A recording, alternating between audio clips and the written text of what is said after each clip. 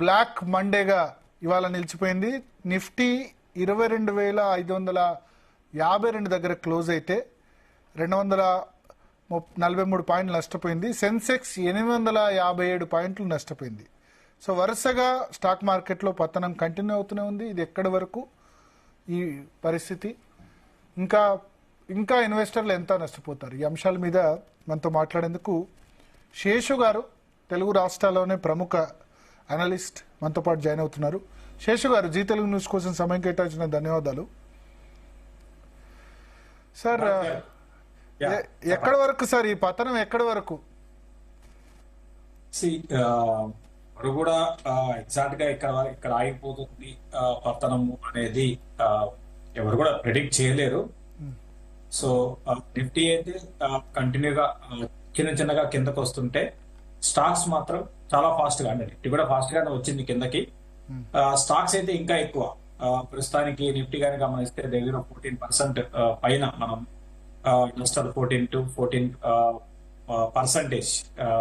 Recent highs నుంచి చూస్తే 14-15% minus లో ఉంది. ఇక స్టాక్స్ విషయానికి వస్తే ప్రతి స్టాక్ కూడా 30%, 40% పడని స్టాక్ అంటూ ఏది లేదనమాట. దాదాపు అన్ని స్టాక్స్ కూడా బాగా భారీగా కరెక్ట్ అయినాయి. సో ఇది కంటిన్యూస్ గా ఈ విధంగా పడడానికి లాస్ట్ టైం కూడా మనం మాట్లాడుకున్నాం ఇదే వేదిక ద్వారా. ప్రధాన కారణము బాగా ప్రైస్ నుంచి ప్రెషర్ చూస్తున్నాము. At the same time retail investors లో కూడా సెల్లింగ్ అనమాట. రీటైల్ ఇన్వెస్టర్స్ లో కూడా సెల్లింగ్ స్టార్ట్ అయింది. అంటే సెల్లింగ్ అని కాకుండా కొత్తగా స్టాక్ మార్కెట్ లో వాళ్ళు వచ్చే సంఖ్య తగ్గింది. ప్లస్ ఉన్న పొజిషన్స్ ని కూడా వాళ్ళు కొంతమంది అయితే ఎగ్జిట్ అవుతున్నారు. ప్లస్ రీసెంట్ గా మనం డేటా కూడా గమనిస్తే ఎస్ఐపీలు కూడా ఆపేస్తున్నాం. రాంగ్ అనమాట. ఎస్ఐపి ఆపకూడదు, పడేటప్పుడు మాత్రం ఖచ్చితంగా ఇంకా కొనాలి, ఎస్ఐపీలు చేయాలి. కానీ ఏంటంటే భయపడిపోయి ఎస్ఐపీలు కూడా ఆపడం చూస్తున్నాము. ఇంకా మరోవైపు ఇంకొక రికార్డు 28 years రికార్డు బ్రేక్ అంటే మనకి అక్టోబర్ నుంచి కానీ గమనిస్తే అక్టోబర్, నవంబర్, డిసెంబర్, జనవరి, ఫిబ్రవరి అంటే ఈ నెలలో కూడా నిఫ్టీ మంత్లీ బేసిస్ లో వీక్నెస్ అంటే మైనస్ లో క్లోజ్ అయితే, రికార్డు అంటే ఒక 5 నెలలు కంటిన్యూస్ గా నిఫ్టీ వీక్ గా క్లోజ్ అయిన రికార్డుని బ్రేక్ చేస్తున్నారు. 28 years తర్వాత ఇది ఫస్ట్ టైం జరగబోతుంది. ఎప్పుడు జరిగింది సార్? 90s లో జరిగిందా లాస్ట్ టైం? ఇట్లా 1996 లో జరిగిందండి. అబ్బో. సో దాని తర్వాత మళ్ళీ ఇప్పుడే అక్టోబర్ నుంచి ఇప్పటి వరకు 5 నెలలు కంటిన్యూస్ గా, అంటే ఈ నెల దాదాపు అయిపోవచ్చింది కాబట్టి మంత్ ఎండింగ్ కూడా ఈ నెల కూడా మైనస్ లోనే క్లోజ్ అయ్యే అవకాశాలు ఉంటాయి. ఈ నెల కూడా మైనస్ క్లోజ్ ఉంటే మంత్లీ బేసిస్ లో నిఫ్టీ 5 నెలలు కన్సిక్యూటివ్ గా 5 నెలలు మైనస్ లో క్లోజ్ అయింది. ఇది ఒక రికార్డ్ అనమాట. సో ఈ విధంగా మనం పెరిగేటప్పుడు కూడా అటువంటి రికార్డులు మనం సృష్టించుకుంటూ ముందుకు వెళ్ళాం. పడేటప్పుడు కూడా మన ఇండియన్ మార్కెట్స్ అటువంటి రికార్డులు సృష్టించుకుంటూ కిందకి వస్తుంది. అయితే ఇక్కడ గమనించాల్సింది ఏంటంటే, చాలా మంది పాపం పానిక్ లో ఉన్నారు ఇన్వెస్టర్స్ అందరూ కూడా. సో ఎవరిని కదిలించినా కూడా జస్ట్ వాళ్ళ పోర్ట్ఫోలియో చూడడం ఆపేశారు, మేము చూడడం ఆపేసామని చెప్తున్నారు. అంటే ఫోన్ లో రోజు పోర్ట్ఫోలియో చూసుకోవడం చూడలేకపోతున్నాం అని చెప్తున్నారు. సో అటువంటి నాన్ స్టాప్ సెల్లింగ్ అనేది చూస్తున్నాము. సో నేను కూడా నా 22,400 అంటే 800 కూడా బ్రేక్ అయింది. ఇప్పుడు 552 దగ్గర ఉంది. షార్ట్ టర్మ్ కి అని కాకుండా ఈవెన్ లాంగ్ టర్మ్ కూడా నేను కూడా 22,200 ఆ లెవెల్లో ఆగొచ్చు అని అనిపిస్తుంది నాకైతే. ఈ కంటిన్యూస్ ఫాల్ కి కొంచెం పాజిటివ్ గా మాట్లాడుకుందాం.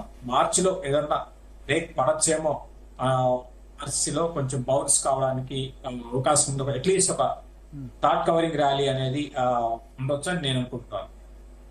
అంటే ఇది ఇప్పుడు ఫేర్ వాల్యుయేషన్ లోనే ఉందా నిఫ్టీ 50 స్టాక్స్ ఫేర్ వాల్యుయేషన్ లోనే ఉన్నాయి అనొచ్చా? యా, ఇప్పుడు కూడా మన ఇండెక్స్ ఎక్స్పెన్సివ్ కాదండి. మన ఇండెక్స్ ఎప్పటికీ ఈవెన్ మీకు 26,000 ఉన్నప్పుడు కూడా మన ఇండెక్స్ అనేది పెద్ద ఎక్స్పెన్సివ్ కాదు.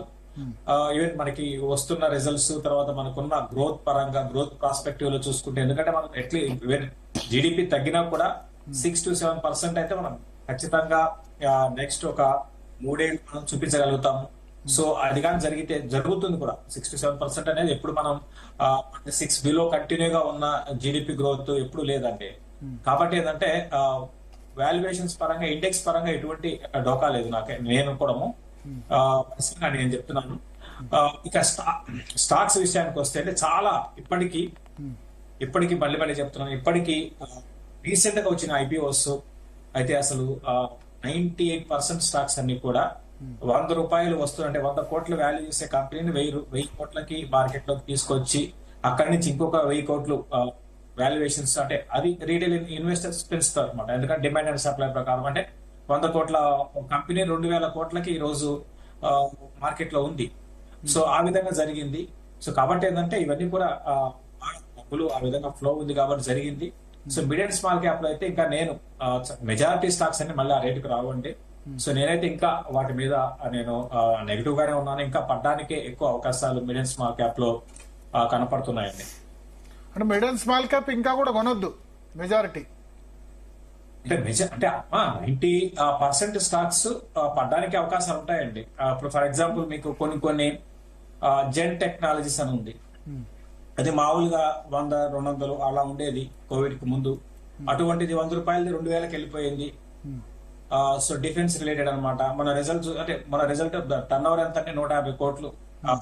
అటువంటిది ఇప్పుడు కూడా ఇంత కరెక్ట్ అయినా 10,000 కోట్ల దగ్గర ఉంది మార్కెట్ క్యాప్. అంటే ఈ విధంగా ప్రతి స్టాక్ కూడా ఆ విధంగా 400-500 కోట్ల టర్న్ ఓవర్ లేని కంపెనీ కూడా 20,000 కోట్ల మార్కెట్ క్యాప్ కనపడుతుంది. సో ఓకే, ఫ్యూచర్ బాగుంటుందా అంటే ఫ్యూచర్ అనేది ఆగలేని కంపెనీస్ కూడా, నెగిటివ్ రిజల్ట్స్ వచ్చిన కంపెనీస్ కూడా ఆ విధంగా కనపడుతున్నాయి. బట్ ఏదేమైనప్పుడు కూడా మిడ్ అండ్ స్మాల్ క్యాప్ లో మాత్రం నేను స్టిల్ కాషన్ గా ఉండమని చెప్తాను. అయితే సెలెక్టెడ్ స్టాక్స్ మంచి ఇప్పుడు ఈ రీసెంట్ కరెక్షన్ తర్వాత ఫెయిర్ వాల్యూ అనుకుంటాము, ఇంట్రెన్సిక్ వాల్యూ కొంచెం అంటే ఫెయిర్ వాల్యూ అంటే దానికి మనం నిజంగా ఇవ్వదగిన వాల్యూలో ఉంటే కొనడానికి ప్రయత్నం చేయండి. అయితే ఒకటేసారి కొనకుండా కొనేది మాత్రం స్టాగర్డ్ మేనర్ లో అంటే స్లోగా మన దగ్గర ఒక 10 లక్షలు ఉంటే 1 లక్ష ఇన్వెస్ట్ చేయడము, మళ్ళీ అదే కంపెనీలో మళ్ళీ ఇంకొక 1 లక్ష మనం ఇన్వెస్ట్ చేయడం, ఈ విధంగా మనం చేసుకుంటూ పోతే మనకి ఏంటి అంటే రిస్క్ ని మనం కంట్రోల్ చేయగలుగుతాం. రేపొద్దున మార్కెట్స్ కొంచెం స్టేబుల్ అయితే మన ఏదైతే ఎంచుకున్న స్టాక్ ఫండమెంటల్ గా బాగుంది అనుకున్న స్టాక్ అంటే వాల్యుయేషన్స్ అందుబాటులో ఉన్న స్టాకే ముందు ఫస్ట్ పెరగడం స్టార్ట్ అవుతుంది. అంటే మీరు ఒక మాట అన్నారు sir, mid and small cap లో కొన్ని స్టాక్స్ ఇంకా లైఫ్ లో మళ్ళీ ఆ హైక్ రాలేవని చెప్పి. రావండి, ఖచ్చితంగా రావండి. అంటే అట్లా అంత ఓవర్ సోల్డ్ జోన్ లో ఓన్లీ మీరు అన్నట్టు ఈ ఐపీఓ రీసెంట్ ఐపీఓ వచ్చిన స్టాక్స్ ఉన్నాయా, ఐపీఓతో సంబంధం లేని కూడా అట్లా ఉన్నాయా? అంటే ఒకటండి, ఇటువంటి పంప్ అండ్ డంప్ స్టాక్స్ ఐపీఓకి సంబంధం లేని స్టాక్స్ కూడా ఉన్నాయండి. ఐపీఓ అనే కాదు, ఐపీఓకి సంబంధం లేని స్టాక్స్ కూడా ఉంటాయి. అవన్నీ కూడా ఏంటంటే ఒక బుల్ మార్కెట్ లో పెరిగినవి మళ్ళీ బుల్ మార్కెట్ లో ఇటువంటి హాట్ స్టాక్స్ పేరు పెట్టచ్చు, లేకపోతే స్ట్రీట్ లో దాని గురించి ప్రతి ఒక్కరు కూడా చర్చించుకోవడము, లేకపోతే థీమ్ అనమాట, ఒక్కొక్క థీమ్ అనమాట. సో అటువంటి స్టాక్స్ పెరగవండి. అదేంటంటే ఆ టయానికి ఏదో ఒక న్యూస్ రూపేణా క్రియేట్ చేయబడి పెంచబడుతుంది. మీకు ఫర్ ఎగ్జాంపుల్ ఒక 4 ఏళ్ల క్రితం తత్వ చింతన ఫార్మ్ అని ఉంది. సో అది వచ్చినప్పుడు ఐపీఓకి వచ్చినప్పుడు దాన్ని అందరూ వదలగొట్టేశారు.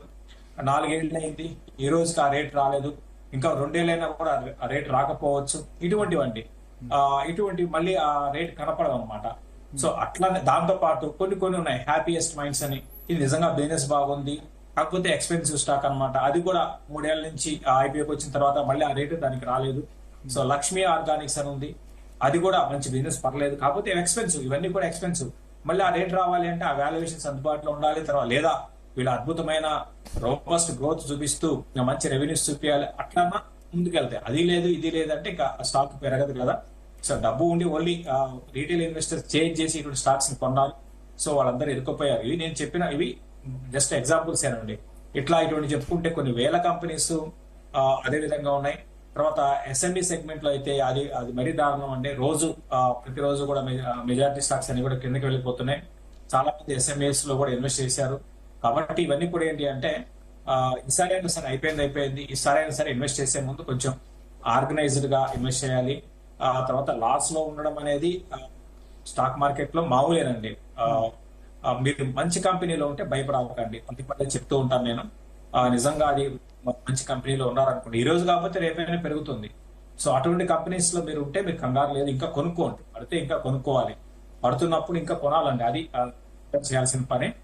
సో అంతేకాని మార్కెట్ వదిలేసి వెళ్ళాకండి. పడుతున్నప్పుడు కొనాలంటే ఇప్పుడు ఏ సెక్టర్ కొనాలని చెప్తారు మీరు? ఏ సెక్టర్ స్టాక్స్ ని బై చేసుకోమని ఈ సమయంలో రికమెండ్ చేస్తారు? అది లార్జ్ క్యాప్ అయినా, మిడ్ క్యాప్, స్మాల్ క్యాప్ కూడా కొనొచ్చా? ఇంకా కొనడానికి అవకాశం ఉందా ఈ దశలో? ఎక్కువగా అండి. అంటే ఒకటి మర్జ్ క్యాప్ అని ఇప్పుడు ఎలా ఉంటుందంటే ఇనిషియల్ గా ఫస్ట్ మార్కెట్స్ స్టేబుల్ కావాలి అంటే ఇండెక్స్ పడడం ఆగాలి. Okay. సో ఫస్ట్ ఇండెక్స్ పెరుగుతుంది, తర్వాత ఇండెక్స్ కన్నా కొంచెం చిన్న సైజ్ లార్జ్ క్యాప్ స్టాక్స్ ఉంటాయి, అవి పెరుగుతాయి. ఐ మీన్ ఇండెక్స్ స్టాక్స్ కాకుండా దానికన్నా కొంచెం మార్కెట్ క్యాప్ తక్కువ ఉంది, అది కూడా పెద్ద లార్జ్ క్యాపే, కాకపోతే ఇండెక్స్ స్టాక్ కాదనమాట, అటువంటివి పెరుగుతాయి. తర్వాత దానికన్నా కొంచెం మిడ్ రేంజ్ లో కన్నా మిడ్ క్యాప్ కన్నా కొంచెం ఎక్కువ మార్కెట్ క్యాప్ స్టాక్స్ పెరుగుతాయి, తర్వాత మిడ్ క్యాప్ పెరుగుతాయి, తర్వాత స్మాల్ క్యాప్ పెరుగుతాయి. ఈ విధంగా ఉంటుందండి. సో కాబట్టి ఏంటంటే మళ్ళీ ఇట్లా ఫస్ట్ లార్జ్ క్యాప్ పెరిగి తర్వాత మిడ్ క్యాప్ పెరిగే టైంలో మళ్ళీ మార్కెట్ పడితే మళ్ళీ పడడం స్టార్ట్ అవుతాయి. కాబట్టి అంటే మిడ్ క్యాప్ పెరగాలి అంటే మార్కెట్ చాలా స్టేబుల్ గా ప్రశాంతంగా ఉండాలి, మార్కెట్ లో వోలటాలిటీ ఉండకూడదు. At the same time retails హవా బాగా ఉండాలి. Mid and small cap or micro cap వీటన్నిటికీ ఏంటి అంటే వీటన్నిటిని ముందుకు తీసుకెళ్లేది ఎవరు అంటే ఓన్లీ రీటైల్ ఇన్వెస్టర్స్ మాత్రమే. రీటైల్ ఇన్వెస్టర్స్ లో బాగా డబ్బు ఉండి వాళ్ళు పంప్ చేయగలిగితే మిడ్ అండ్ స్మాల్ క్యాప్ పెరుగుతాయి. అట్లనే మిడ్ అండ్ స్మాల్ క్యాప్ లో మంచి కంపెనీస్ చాలా ఉన్నాయండి. వాటిలో కూడా రీటైల్ ఇన్వెస్టర్ తో పాటు ఎఫ్ఐస్ డొమెస్టిక్ ఫండ్స్ ఇన్వెస్ట్ చేస్తుంటాయి.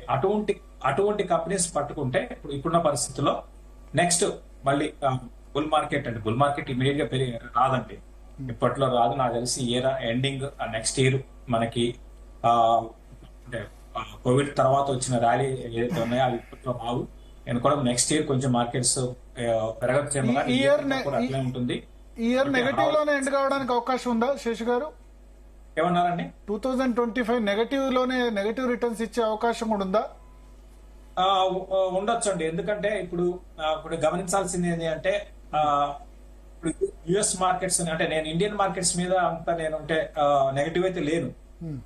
అంటే ఇండెక్స్ పరంగా మళ్ళీ చెప్తున్నా, ఇండెక్స్ ఇప్పుడు దాకా నెగిటివ్ చెప్పారు అంటారు. ఇండెక్స్ పరంగా నేను అంత నెగిటివ్ గా లేను. అంటే 22,000 క్లోజర్ గా అక్కడ బాటమ్ ఫామ్ కావచ్చేమో.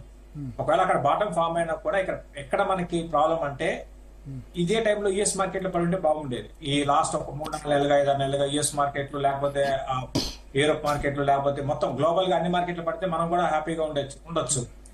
సో ఏమైందంటే ఇప్పుడు అవి పడితే మనం ఖచ్చితంగా మళ్ళీ మనది కూడా పడవచ్చు.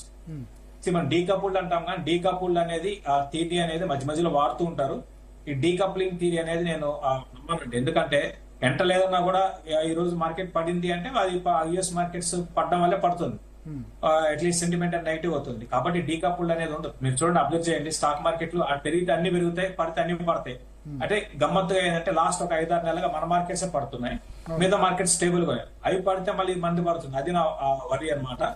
కాబట్టి అవి స్టేబుల్ గా ఉంటాయని కూడా అనుకోలేను. బట్ ఏదైనప్పుడు కూడా కానీ అమెరికా ఇప్పుడు ఒకటి సార్, అమెరికా మార్కెట్స్ లో మంచి రిటర్న్ వస్తున్నాయి కాబట్టి ఎఫ్ఐఎస్ అసలు ఇండియాకి రావాల్సిన అవసరం ఏంటి? అక్కడ డాలర్ స్ట్రెంత్ ఉంది, పైగా డాలర్ ని కన్వర్ట్ చేసుకొని మన దాకా ఎందుకు రావాలి? అమెరికా మార్కెట్ వీక్ అయితేనే మన మార్కెట్ పెరుగుతుంది అని ఆర్గ్యుమెంట్ చేసే వాళ్ళు కూడా ఉన్నారు కదా, అది కరెక్టేనా? లేదండి, అట్లా అది ఇప్పుడు ఇక్కడ మన ఇండియా నుంచి వాపస్ తీసుకెళ్తున్నారంటే యుఎస్ లో పెట్టాలని కాదండి, అది రాంగ్ థియరీ అవుతుంది.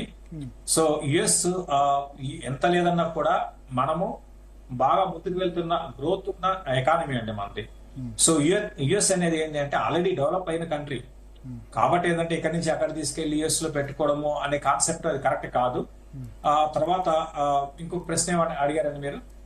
అంటే ఇప్పుడు యుఎస్ లో పడితేనే కదా యుఎస్ మార్కెట్ రిటర్న్స్ ఇస్తున్నప్పుడు ఎఫ్ఐఎస్ అక్కడే పెట్టుబడి పెడతారు. ఎఫ్ఐఎస్ లో మేజర్ మెజారిటీ యుఎస్ నుంచే వస్తుంది. కరెక్ట్ అండి. రిటర్న్స్ ఇస్తున్నప్పుడు అంటే ఇన్ని రోజులు అన్ని మార్కెట్లు పెరిగాయి, మంది పెరిగాయి. ఒక 5 నెలల వరకు యుఎస్ మార్కెట్స్ మంది అన్ని ఈక్వల్ గా మంది ఎక్కువ పెరిగింది. సో ఈ 5 నెలల నుంచే కొంచెం మార్పు వచ్చింది, 4-5 నెలలుగా మార్పు వచ్చింది. సో ఇప్పుడు అక్కడ గ్యారంటీ ఉందా? యుఎస్ కూడా గ్యారంటీగా ఇక్కడ నుంచి ఇంకా 100% ఆల్రెడీ అది. ఇంకా చెప్పాలంటే వరల్డ్ లో ఇప్పుడు రెండు మార్కెట్స్ చాలా ఎక్స్పెన్సివ్ అండి. ఒకటి యుఎస్, తర్వాత జపాన్.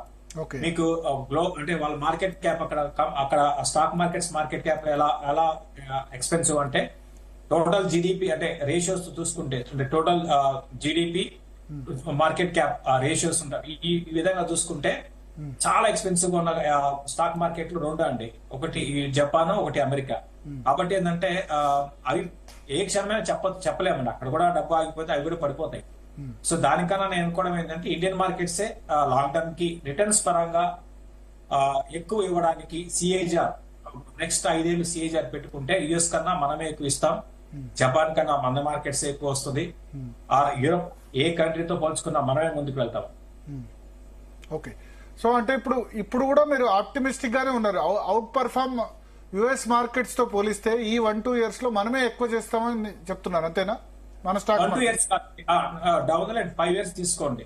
యా, ఆప్టిమిజం అంటే ఇక్కడ లేదు, సింపుల్ అండి. ఆప్టిమిజం కాదంటే నేను జస్ట్ బిజినెస్ గురించి మాట్లాడుతున్నాను, మీరు అబ్జర్వ్ చేయండి. సో ఈ రోజు మన ఇండియాలో అప్పటికి ఇప్పటికి బిజినెస్ వాల్యూమ్స్ ఎలా పెరిగాయి, అది ఇంపార్టెంట్.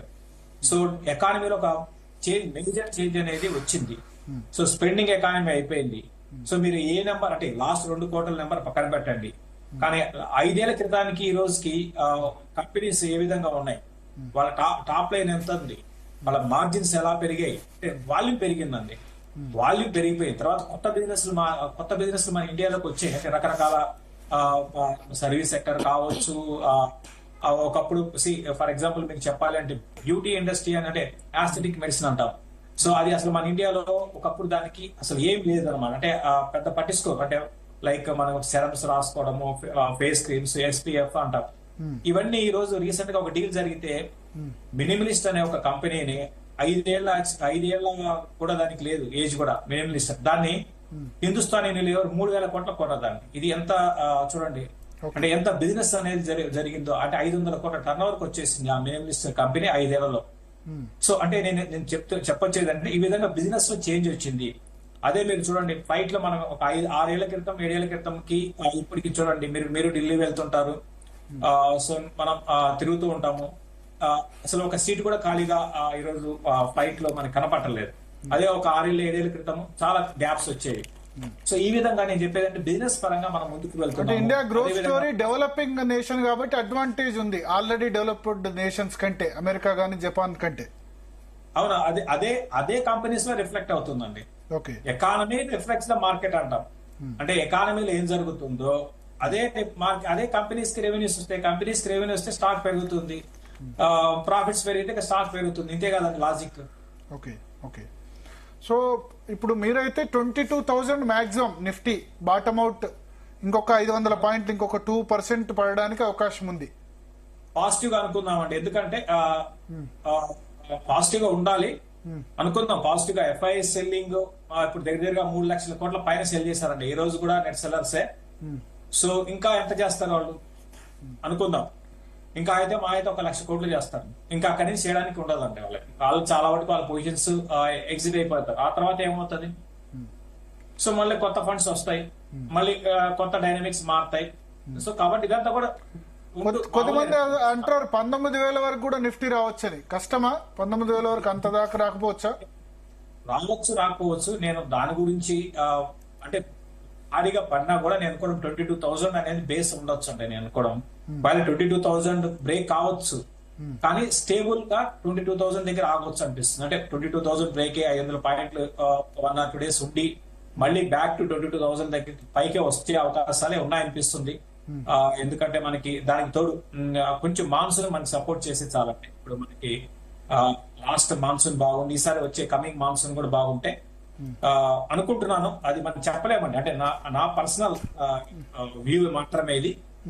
సార్ మీరు ఏ సెక్టార్ లో ఇన్వెస్ట్ చేయమంటారు? ఇప్పుడున్న పరిస్థితిలో ఏ సెక్టార్స్ లో ఇన్వెస్ట్ చేయాలి?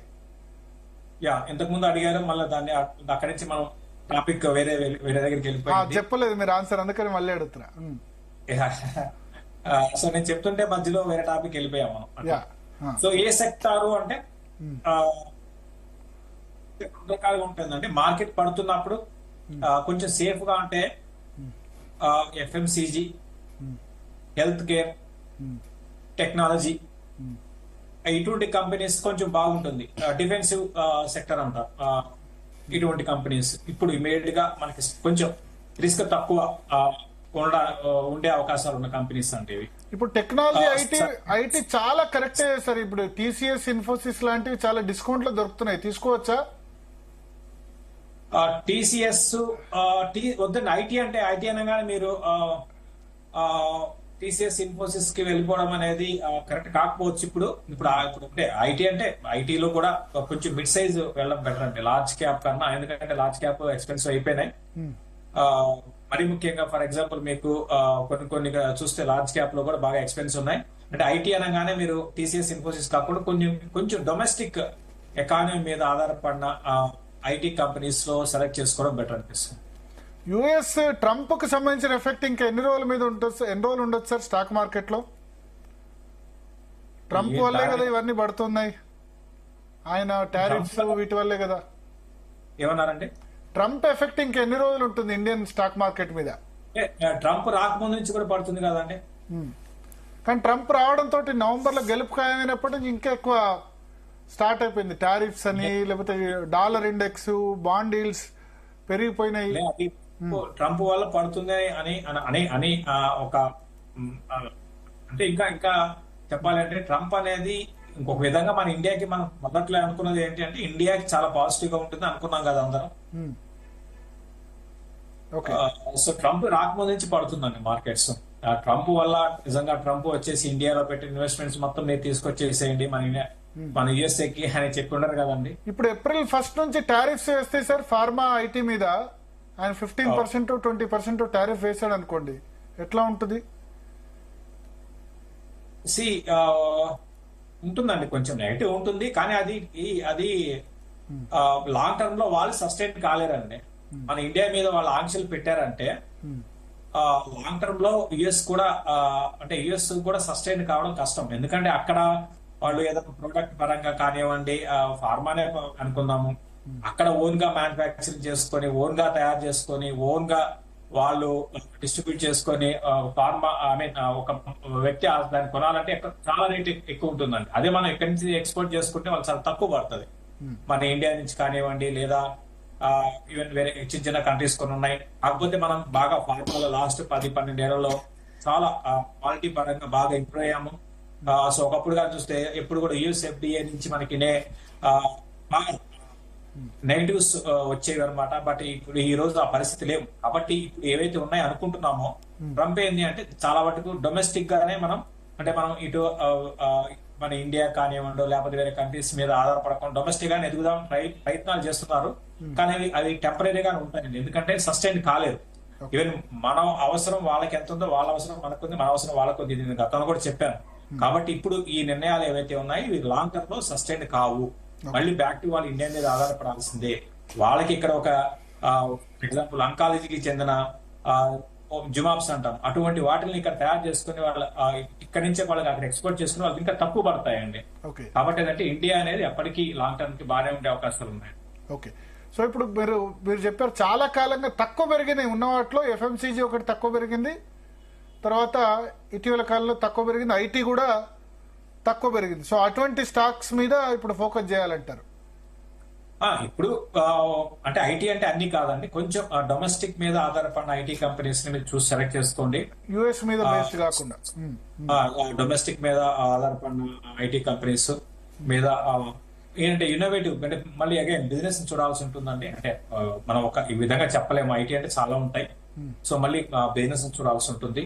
కాబట్టి ఓవరాల్ గా ఈవెన్ మీకు స్టిల్ నేను ఇన్ఫ్రా మీద పాజిటివ్ గానే ఉన్నాను, రైల్వేస్ మీద పాజిటివ్ గా ఉన్నాను, తర్వాత ఇట్లా తర్వాత ఎన్బిఎఫ్సిస్ సెక్టర్ ఇన్ఫ్రా మీద ఇప్పుడు కూడా పాజిటివ్ అయినా. అంటే మొన్న బడ్జెట్ తర్వాత చాలా మంది ఇన్ఫ్రా పని అయిపోయింది, డిఫెన్స్ పని అయిపోయింది, రైల్వేస్ పని అయిపోయింది స్టాక్స్ అన్నారు కాదా? ఇవన్నీ కూడా ఇప్పుడు మెచ్యూరిటీ ఉంటే పని అయిపోవడం ఉండదండి. సో పెరగడం ఆగిపోయి పడ్డం స్టార్ట్ అయినాయి. ఎట్లుంటుందంటే ఇప్పుడు స్ట్రీట్ లో అంతా ఎలా అంటారంటే పెరుగుతూ ఉంటే ఇంకా అయిపోయి ఇంకా అసలు మీకు చూడండి, ఒక 8 నెలల క్రితం అందరూ ప్రతి ఒక్కరు కూడా మీరు పిఎస్యు స్టాక్స్ కొనకపోతే మీరు పిచ్చోళ్ళు అన్నట్టుగా చెప్పారు. సో అందరు కొన్న వాళ్ళందరూ ఇరిగిపోయారు. ఆ టైంలో నేను పదే చెప్పాను పిఎస్యు స్టాక్ జోలికి వెళ్ళాకండి నేను చెప్పాను. సో ఈ రోజు అవి 50% పడిపోయి ఉన్నాయి. సో ఆ విధంగా స్ట్రీట్ అంతా ఆ విధంగా చెప్తుందండి. ఏదైనా కూడా అతిగా మార్కెట్లు అట్లా బిహేవ్ చేస్తాయి, స్ట్రీట్ కూడా అదే విధంగా ఆ విధంగా ఉన్న వాళ్ళు కూడా ఆ విధంగానే ఉంటారు. అంటే సైకలాజికల్ గా ఆ విధంగా అయిపోతారు. అయితే ఏమి ఇన్ఫ్రా కంపెనీస్ కి డోకా లేదండి, మళ్ళీ చెప్తున్నాను. సో మన ఇన్ఫ్రా స్పెండింగ్ అనేది ఫ్యూచర్ లో గవర్నమెంట్ నుంచి ఇంకా ఎక్కువ వచ్చే అవకాశాలు ఉన్నాయి. ఓకే. సో ఇప్పుడు మీరు చూస్తే infra companies majority 80% companies balance sheets చాలా చక్కగా అయ్యాయి. ఓకే. ఒకప్పుడు పెద్ద ఎత్తున డెట్ ఉండేది, ఈ రోజు డెట్ తగ్గించుకున్నాయి. So at the same time మనం చూస్తున్నాము గవర్నమెంట్ ఏమాత్రం వెనక తగ్గటం లేదు ఇన్ఫ్రాకి స్పెండ్ చేయడం అనేది. సో ఇన్ఫ్రా పని అయితే ఏం కాలేదండి. స్టాక్స్ పడతాయి, ఎందుకు పడతాయి అంటే అవి high beta stocks. Infra stocks ని హై బీటా స్టాక్స్ అంటాం. అంటే నిఫ్టీ 10% పడితే అవి 30% పడతాయి. దాని ట్రెండ్ ఆ విధంగానే ఉంటుందండి. మళ్ళీ రేపొద్దున ఇక్కడ నిఫ్టీ ఒక 5% పెరిగితే అవి 30% పెరుగుతాయి. వాటి దాన్ని ఏమంటాము పెరగడం పెరిగిన దగ్గర కూడా అదే విధంగా దీన్ని హై బీటా స్టాక్స్ అంటాం అనమాట. కాలేదంటే ఓకే. చివరిగా ఇప్పుడు మీరు ఏం చెప్తారు, ఈ సమయంలో లంసమ్ ఇన్వెస్ట్మెంట్ బెస్టా, సిప్ బెస్టా? బాటమ్ అవుట్ అయింది కాబట్టి బాటమ్ అవుట్ దగ్గరలో ఉంటే లంసమ్ పెట్టొచ్చా? అంటే అదేనండి, ఎవరు కూడా టైమింగ్ చేయలేరండి. నేను చేయలేను, ఎవరు ప్రపంచంలో ఎగ్జాక్ట్ గా మార్కెట్ ని ఇక్కడ నుంచి పడదు, ఈ స్టాక్ ఇక్కడ నుంచి ఇంకా పడదు అని ఎవరు కూడా టైమింగ్ చేయలేరు. కొన్ని సందర్భాల్లో అసలు అద్భుతమైన స్టాకు అంటే అటు వాల్యుయేషన్స్ ఉండి అటు గ్రోత్ ఉండి స్టాకు మీకు ₹100 ఉండాల్సిన స్టాకు, ఇంట్రెన్సిక్ వాల్యూ ₹100 ఉన్న స్టాక్ మీకు ₹30గా దొరుకుతుంటుందండి. లేక్ ఆఫ్ బయింగ్ కావచ్చు, రకరకాల కారణాలు. దీనికి ఎగ్జాంపుల్ నేను చెప్తాను. 2020 అంటే కోవిడ్ కి ముందు అంటే 2019 హాఫ్ నుంచి ఒక 8 నెలలు 9 నెలలు అయితే మరీ దారుణం అండి. ఆ టైంలో అంటే ఇండెక్స్ ఏం పడలేదు. అంటే 2019 స్టార్టింగ్ నుంచి 2020 స్టార్టింగ్ వరకు, కోవిడ్ కి ముందు వరకు ఇండెక్స్ అక్కడే ఉంది. స్టాక్స్ అయితే విపరీతమైన $200, $300, $400 ఉన్న స్టాక్ ₹30కి వచ్చేసి వితౌట్ ఎనీ రీజన్ అనమాట. మంచి రిజల్ట్స్ పోస్ట్ చేసిన స్టాక్స్ కూడా పడిపోయినాయి. ల్యాక్ ఆఫ్ రీటైల్ పార్టిసిపేషన్ అనమాట. రీటైల్ పార్టిసిపేషన్ అప్పుడు అసలు లేదు మార్కెట్ లో. కాబట్టి ఏంటంటే ఇవన్నీ జరుగుతూ ఉంటాయండి. It's part of stock market అండి. ఇవన్నీ తెలుసుకొని, డైనమిక్స్ తెలుసుకొని మంచి క్వాలిటీ స్టాక్స్ లో ఇన్వెస్ట్ చేసి బిజినెస్ నమ్ముకోవాలండి. అన్నిటికన్నా ఇంపార్టెంట్ ఏంటంటే ఈ స్టాక్స్ ఇవి కూడా చాలా స్టాక్స్ డిస్కౌంట్ లో దొరుకుతున్నాయి అనుకోవచ్చా? లార్జ్ క్యాప్ దొరుకుతున్నాయండి. కొన్ని స్టాక్ డిస్కౌంట్ అని కాదు కానీ డిస్కౌంట్ లో వాల్యుయేషన్ తక్కువ ఉన్నాయంటారా? ఉంటాయి. ఫర్ ఎగ్జాంపుల్ కోటక్ బ్యాంక్ ఉంది. కోటక్ బ్యాంక్ స్టార్ట్ చేయొచ్చు అండి. కోటక్ బ్యాంక్ ఇక్కడ నుంచి భారీగా పడదు. 5-6 ఏళ్ళు పెరగలేదు.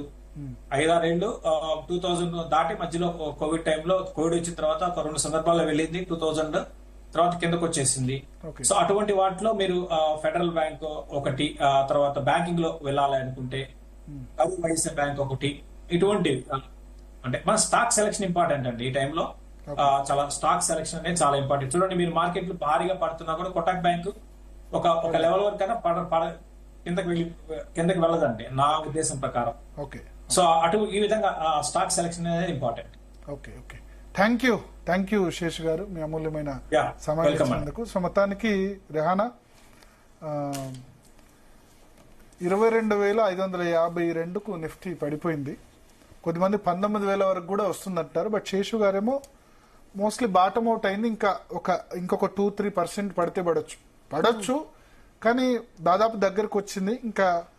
మళ్ళీ పెరిగే అంటే ఈ సమయంలో సిప్లు ఆపొద్దు, ఈ సమయంలో స్టే ఇన్వెస్టెడ్. ఎప్పుడైనా మళ్ళీ టర్న్ అరౌండ్ కావచ్చు. టర్న్ అరౌండ్ అంటే నెగటివ్ నుంచి పాజిటివ్ వైపు టర్న్ అరౌండ్ కావచ్చు, పరుగులు కూడా పెట్టొచ్చు అని చెప్తున్నారు.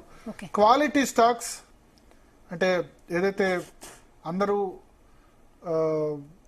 ఫండమెంటల్ గా బాగున్న స్టాక్స్ లో ఇన్వెస్ట్ చేయడం ఉత్తమం. మిడ్ అండ్ స్మాల్ క్యాప్ లో ఇంకా కూడా చాలా ఎక్కువ వాల్యుయేషన్స్ ఉన్నాయని చెప్తున్నారు. దాంతో పోలిస్తే లార్జ్ క్యాప్స్ ఎస్పెషల్లీ అయిన ఎఫ్ఎంసీజీ అంటే fast moving consumer goods, Hindustan Unilever, Britannia, ఇటువంటివన్నీ కూడా ఎఫ్ఎంసీజీ అంటారు. ఎఫ్ఎంసీజీ కానీ ఐటీ టెక్నాలజీ కానీ ఇటువంటి స్టాక్స్ లో పెట్టుబడి పెట్టడం ఉత్తమమని ఆయన సలహా ఇస్తున్నారు. అంటే స్టాండర్డ్ గా ఉండేవి ఇంత లాస్ లో కూడా ఇన్వెస్ట్ చేయొచ్చు అంటారు. ఎస్, డిఫెన్సివ్ స్టాక్స్ గా చెప్తూ ఉంటారు వీటిని.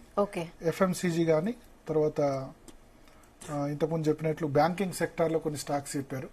కోటక్ మహీంద్రా, ఫెడరల్, ఇవన్నీ ఆయన రికమెండేషన్. కరూర్ వైశ్య మార్కెట్ పడినా పెద్దగా పడట్లేదు. సో అటువంటి స్టాక్స్ లో ఇన్వెస్ట్ చేయొచ్చు. ఇన్ఫ్రాస్ట్రక్చర్ లో కూడా ఇన్వెస్ట్ చేయొచ్చు. ఇబ్బంది ఏమి లేదు, బడ్జెట్ తో ఇబ్బంది ఉన్నా అని కూడా ఆయన చెప్తున్నారు. అదొక బ్రేకింగ్ న్యూస్ ఉంది. ఈ టాపిక్ నుంచి మనం